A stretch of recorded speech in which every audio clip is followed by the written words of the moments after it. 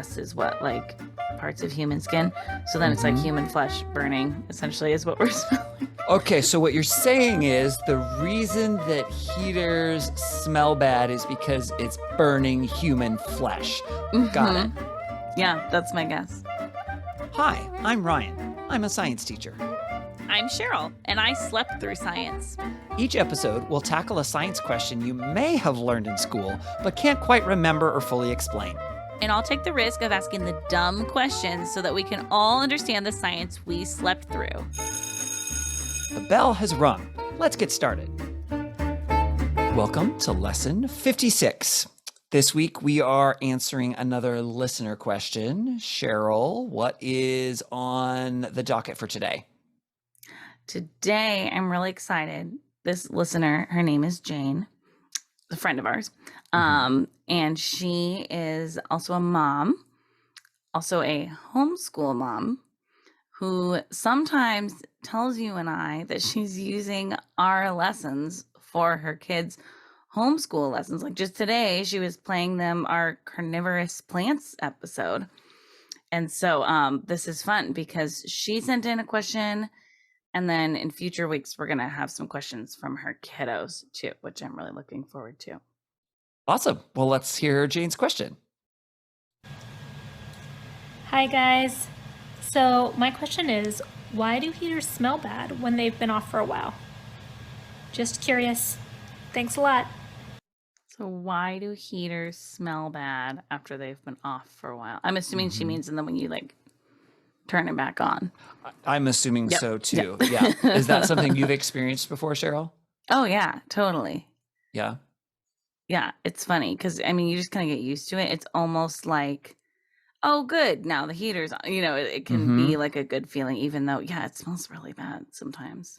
Have you had that happen? Oh, definitely. Just within the last several weeks, in fact, I had that happen. Just as we were preparing for, maybe it was longer than a few weeks, but for Christmas time and family, and there was maybe some family who was going to stay with me, and I have an extra room that I almost never use, so the heater's never on. So I went to go turn the heater on, and there it was. There was the smell. Oh boy, yeah. Oh boy. Let's move into the pre-assessment. What do you think is going on and what's involved with heater smell? I mean, my number one guess is that it's dust that's burning. Okay. Because, I mean, it depends on where your heater is. Like we have like the baseboard heaters, but I think even if you have like one in the wall or different things, there's little slats in it or little like nooks and crannies, and it's not exactly a place that all of us are like frequently vacuuming or dusting constantly necessarily. And even if we were, I think dust probably just like gets in there because it's an open hole. And then it sits there for months and months if you have a nice summer. And then in the fall or whenever your heater turns on, like it's got to burn all that stuff off. And I mean, dust is what, like parts of human skin. So then it's like human flesh burning, essentially, is what we're smelling. Okay, so what you're saying is the reason that heaters smell bad is because it's burning human flesh. Got it. Yeah, that's my guess. Okay, that's a real positive way of looking at that. When you say burning, like there's no fire.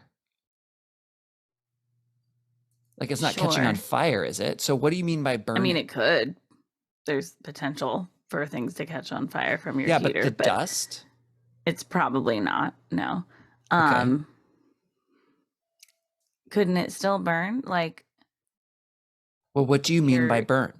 But like your stove, well, unless you have a gas stove, but if you have an electric stove, there's not a fire, and yet you can definitely burn your eggs while you're cooking them on the stove. So what does it mean to burn then?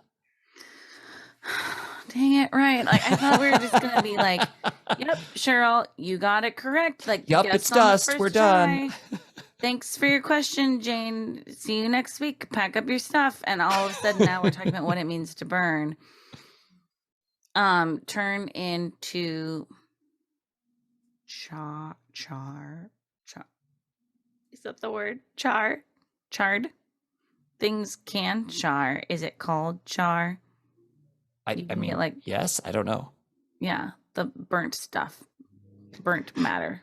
So to burn is to turn into burnt stuff. Yes. Dang it. I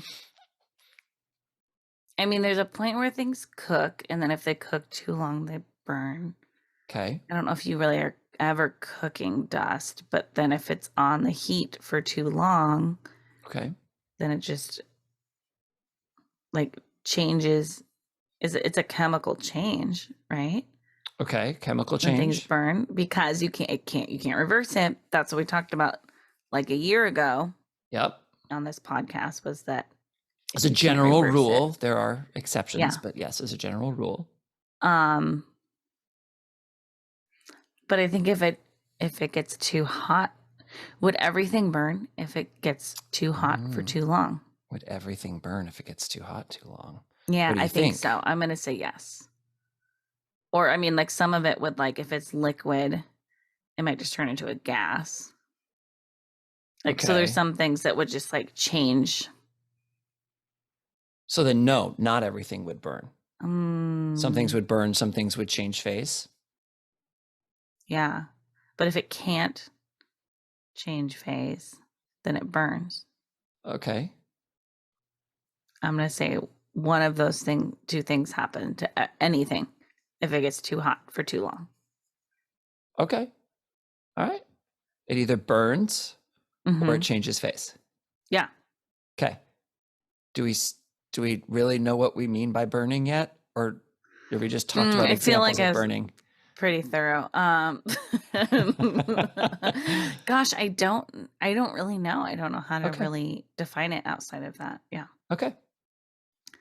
As far as any other reason it might be smelly, I mean, is it just like the element itself or like the unit itself? Just like sometimes if just the metal in it heating maybe makes a little bit of a smell too. Okay. That's it. That's all you got? Yeah. The short answer, Cheryl, is you're right. Yay. Dust. Okay, have a good week. Bye. Yeah. Well, but then there's the long answer. Okay, fine. Yep. So yes, it's dust on the heater that is burning away when it's been off for a long time. But we have to get at two things to really understand what's going on. One, what actually is dust? And two, what does it mean to burn? Which we kind of talked about both of those things in your pre-assessment. Yeah. Dust does include human skin, but it's not only human skin. It's a whole bunch of things. It can be human skin cells. It can be hair. It can be bits of fluff off of your clothes or from carpet. It can be bits of dust that's been like brought in from outside. It can be pollen. It can be bits of little tiny like insects or bacteria. It's like all of those things kind of all intermixed. You just made a face. Yeah. I just am thinking about all of those things intermixed and, made a face. Yep. So that's dust. Burning ends up being more challenging. And you ran into some challenges in describing what it means for something to burn. Yeah, this feels similar to when we were asking what fire was. Yes. What feels similar to you about that? Well, it feels like it doesn't fit into a category as easily as some of the other things that we learn about. Mm-hmm.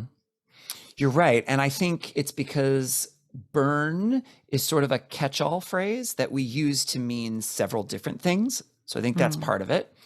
But you are correct that burning is a chemical change where you're changing something. So yeah, see, nice job making connections to previous lessons. Way to go.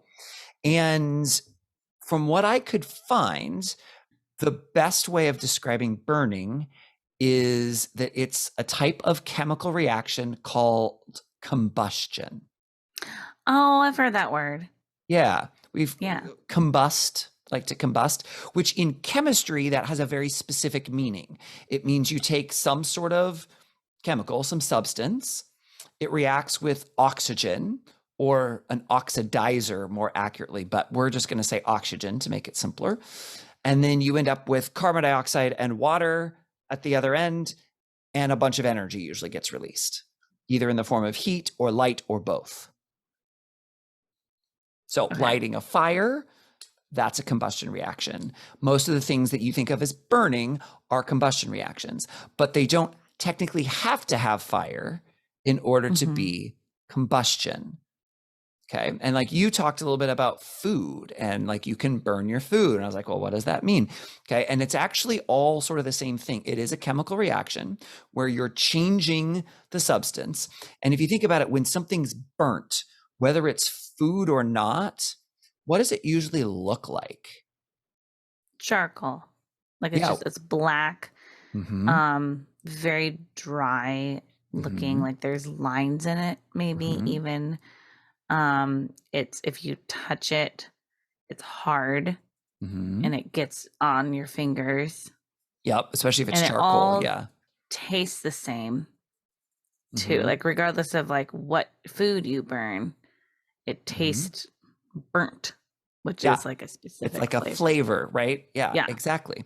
Well, the reason for that is because pretty much every time you're burning something, definitely when you're eating it, but then also even most of those things that I described that make up dust are what we call organic molecules, which I think we've talked about that. No, I know we've talked about that word before because we talked about what does it mean if your food's organic, and then we did a whole thing about Reese's. Yeah. Right? Do you remember from a scientific perspective what it means for something to be organic? Gosh. Yeah. Yes. Isn't it just like a life form? Like alive, or like not necessarily related to life? Well, that's the way we tend to use the term, but it doesn't have to be. It's actually broader than that. When you say it, I'm going to be like, oh yeah, of course.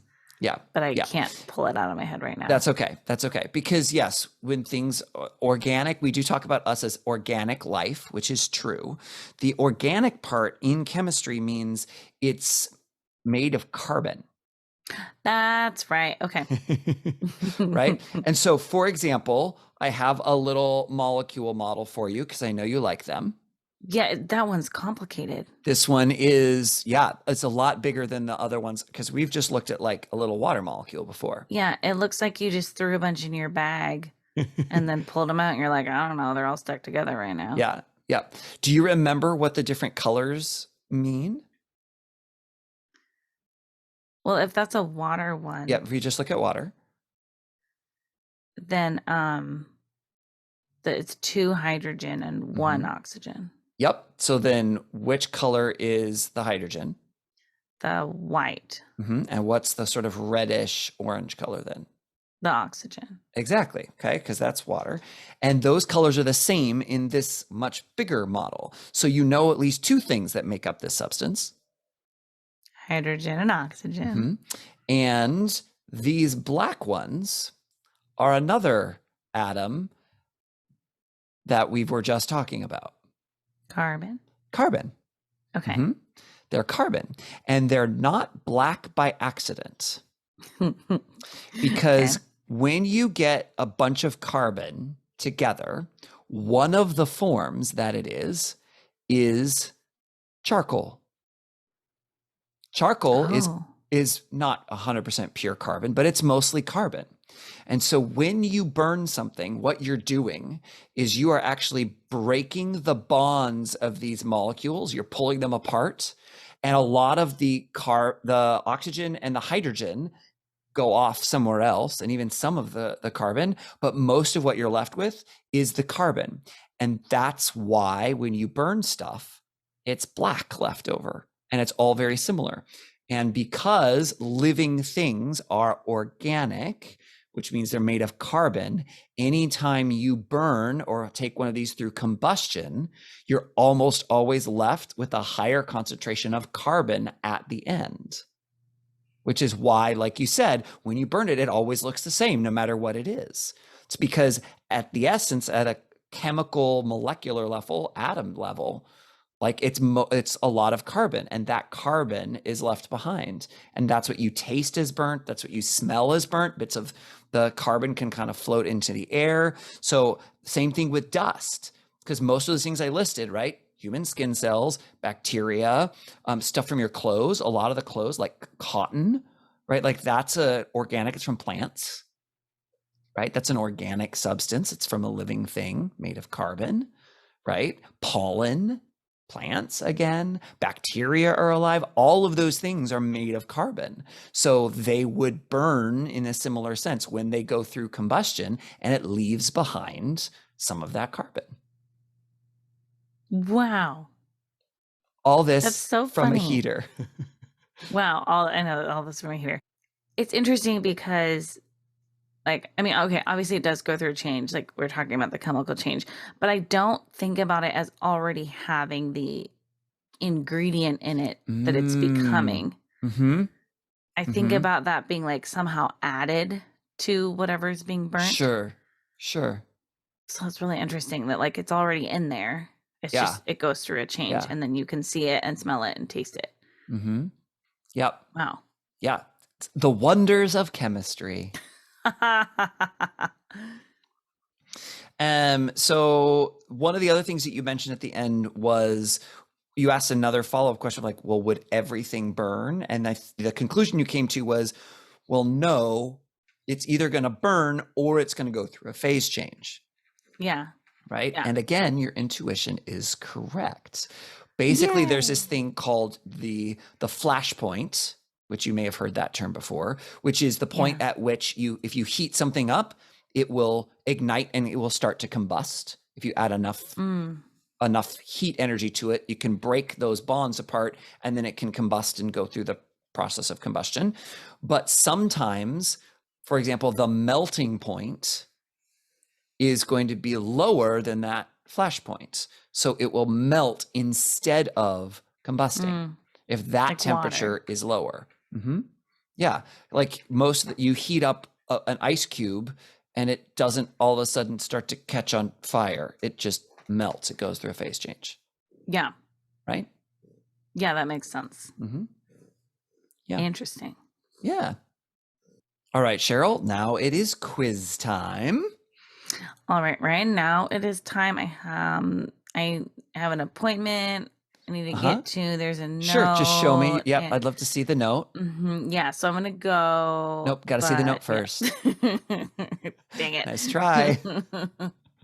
All righty. What is dust? It's a lot of things. What is it made of? Yeah. It's a lot of things, Ryan. So it's skin. It could be dead bugs or pollen or lint or hair or dirt. The more you're talking, the more disgusting. Yeah, the more disgusting. I need to go dust. Right. What is the name of the chemical process that happens when something burns? Combustion. Nice. Why do most things look or feel either the same or similar after they've been burned? Because they have a chemical change that results in them being carbon. And so it's carbon. Yes. I would slightly tweak the way you said. You're like bracing for impact over there. Yep. It doesn't result in them being carbon because they already had carbon. It's just that the carbon's left over. Okay. Does that make sense? It's still a chemical change. It is a chemical change. Completely. Yes. It is a chemical change that moves some of the non-carbon stuff, removes some of that, and concentrates the carbon a little bit more. So you can see it's like more just of the carbon there. Yeah, that makes sense. Does everything burn? Why or why not? Well, it either burns or it goes through a phase change. Okay. So No, not everything burns. A lot of things burn, but it depends on if the temperature that causes them to burn is higher or lower than the temperature that causes them to go through a phase change. Nice. So like one of those will happen first. Great. And finally, why do heaters smell when you turn them on? Because the dust in them is burning. There you go. And now we already know all of what it means for it to be dust. We know what it means to be burning. So it completely makes sense. You understand everything about it now, right? Yeah. It's gross. It's gross. There you go. That's the scientific answer. And with that, we are out of time for our lesson today. So why don't you pack up your stuff and get ready for my closing remarks. You can follow us on Instagram and Facebook at I Slept Through Science or on Twitter at Slept Science. If you have dumb science questions like I do, please send them to us. You can email us at isleptthroughscience@gmail.com, or you can even send us a voice memo and we'll play it on the podcast. Please rate and review our podcast to tell other people what you think about it, subscribe to make sure you don't miss an episode, and share about our podcast on social media. Thank you to Beth Reed Miller for the artwork. You can check out more of Beth's artwork at Beth Is Something. Okay, great. Thanks. Bye. The bell doesn't dismiss you. I dismiss you.